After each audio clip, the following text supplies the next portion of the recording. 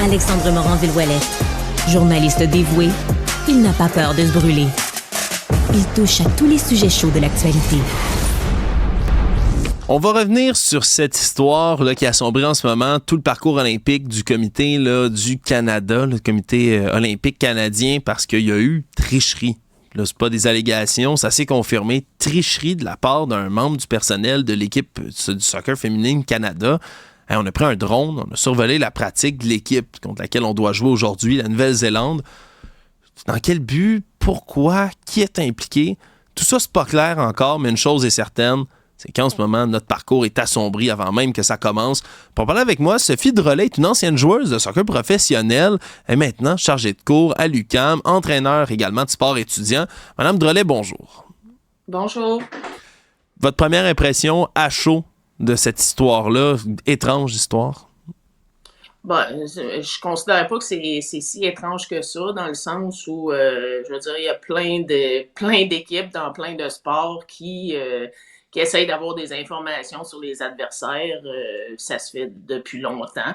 Je pense que ça s'est probablement toujours fait. Au soccer féminin, ça s'est fait aussi. Là, il y a les technologies du drone qui ont été rajoutées dernièrement, mais je veux dire, dans le passé, on se présentait aux entraînements un peu en avance pour essayer de rentrer dans le stade pendant que l'adversaire s'entraînait pour prendre des informations. Bon, maintenant, on se permet de les filmer, même si on n'a pas le droit. Le problème, dans le fond, c'est qu'ils se sont fait prendre. Tout le monde essaie d'avoir un avantage sur l'adversaire en prenant des informations. Maintenant, on s'était pas vraiment informé de savoir qu'un drone devait pas survoler les endroits d'entraînement aux Jeux olympiques. Puis, mais c'est quelque chose... c'est pas quelque chose qui est nouveau pour eux autres, là. Ils sont pas arrivés avec un drone tout d'un coup, avec une idée brillante de décider de filmer l'entraînement, là. Ça s'est fait avant, c'est sûr. Ben c'est ça, c'est peut-être un des points, une des interrogations qui reste à prouver, puis on voit tout de suite votre avis sur la chose, Madame Drolet, là, je veux dire, ça, si là on les a pincés, qui sait depuis combien de temps ils font ce genre de pratique-là, puis c'est un des problèmes, on se comprend, c'est que ça entache peut-être même d'autres victoires ou d'autres événements auxquels le Canada participait avant. Oui, puis je minimise pas la chose, mais ils sont pas les seuls à le faire, là. Je veux dire, tout le monde cherche à prendre un avantage. Je connais bien Joey Lombardi, celui qui a filmé. Il a été engagé par l'équipe nationale pour faire de l'analyse vidéo. Il a été engagé pour pouvoir aller chercher des informations chez les adversaires. Bon, qu'est-ce qu'il analyse? Des fois, il analyse des images qui viennent de la télé. Des fois, il analyse des images qui viennent des journalistes, des photographes. Tout avantage à prendre, ils le prennent, là. Mais c'est ça. C'est pas quelque chose qui est arrivé tout d'un coup, là. Donc, à votre avis, là, puis de ce que vous m'expliquez, il y avait d'autres gens au courant. Est-ce que la sélectionneuse, l'entraîneuse, là, en chef de l'équipe, là, Mme Bev Priestman, est impliquée, selon vous? Je veux pas présupposer de rien, mais je serais très surprise qu'elle soit pas au courant parce que, comme je dis, je pense pas que c'est la première fois. Puis quand on prend des vidéos d'un adversaire ou que on va chercher de l'information, c'est ramené en caucus ensuite dans les réunions d'entraîneurs. On regarde la vidéo ensemble, on vérifie qu'est-ce qu'on peut en sortir. Je serais très surprise qu'elle soit pas au courant. Vous êtes, comme je l'ai dit, Mme Drolet, une ancienne joueuse de soccer professionnelle. Fait que peut-être vous allez pouvoir mieux nous aider. Vous le dites, c'est répandu d'essayer d'avoir de l'information sur d'autres adversaires, sur les autres camps. Je vous avoue, moi, je suis pas du tout un professionnel de soccer, mais tu sais, dans ma tête, aller filmer des pratiques, par exemple, de football, où c'est des jeux très techniques, puis c'est jeu par jeu. Aller filmer une pratique de baseball, où il y a littéralement des signes secrets, des symboles qui sont identifiés pour certains lancers ou autre chose. Là, je comprends. Mais filmer un entraînement de soccer, qu'est-ce qu'on peut découvrir? C'est quoi les avantages qu'on pourrait avoir à regarder un entraînement de soccer comme ça? Ben c'est sûr qu'en football, en baseball, il y a beaucoup de schémas tactiques. Il y en a en soccer aussi.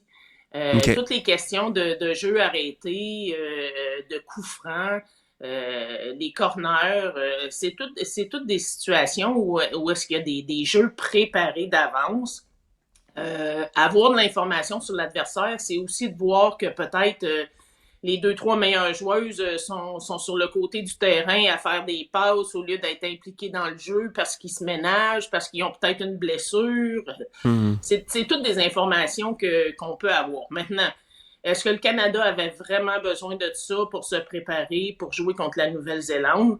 Je pense que la pression est là parce qu'on est championne olympique, là. Ça a joué dans la balance, mais je veux dire, j'ai vu une entrevue que Bev Prisman a donnée, puis elle dit ça fait des mois qu'on se prépare, on veut avoir le plus d'informations possible sur tous les adversaires, sur qui on peut jouer. Comment ils ont pris cette information-là? Il faut se poser la question, là. Ouais, là, c'est vraiment le nerf de la guerre. Là. Comment sont allés chercher des informations comme celle-là? Parce que, selon vous, là, comme je dis, vous avez là, joué au soccer professionnel. J'imagine que vous continuez à suivre là, le parcours des Canadiennes, même s'il n'est pas nécessairement commencé en ce moment.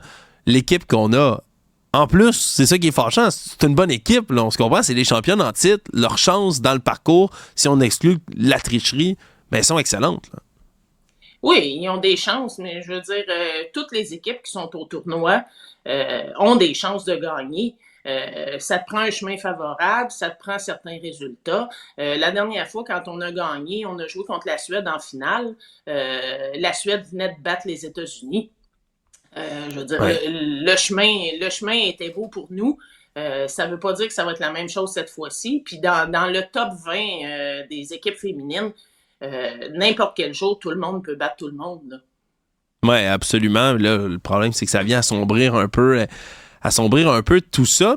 C'est quand même, puis là, je sors de la tricherie juste pour commenter soccer. C'est quand même une belle réussite de voir le soccer se développer au Canada. Là. Oui, on parlait beaucoup des femmes, mais là, récemment, chez les hommes, ça s'est très bien passé aussi. Un excellent parcours là, dans un tournoi sud-américain.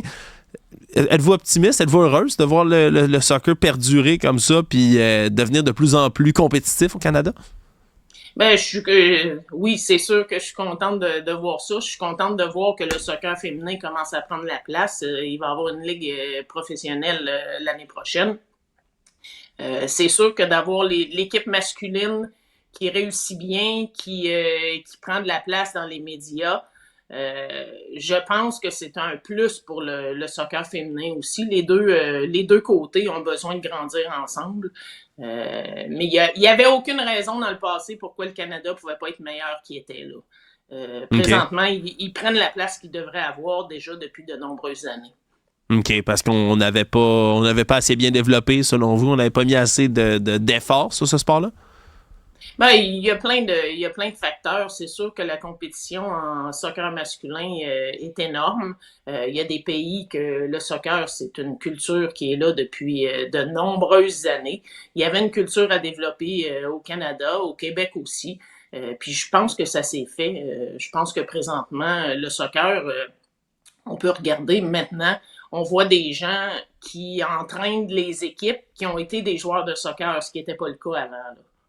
Vous avez déjà porté l'uniforme, là, Mme Drolet, l'unifolié du Canada. Si vous mettez dans la peau des joueuses de cette équipe-là en ce moment, qui sont là-bas, qui doivent vivre avec maintenant la pression, en plus d'être championne du monde, d'avoir une pression nouvelle de on vous traite de tricheuse, on vous traite de ci, de ça, peut-être des joueuses, on se comprend, des athlètes qui n'étaient même pas au courant que tout ça se passait dans l'ombre. Comment vous pensez qu'ils se sentent si vous mettez dans leurs souliers?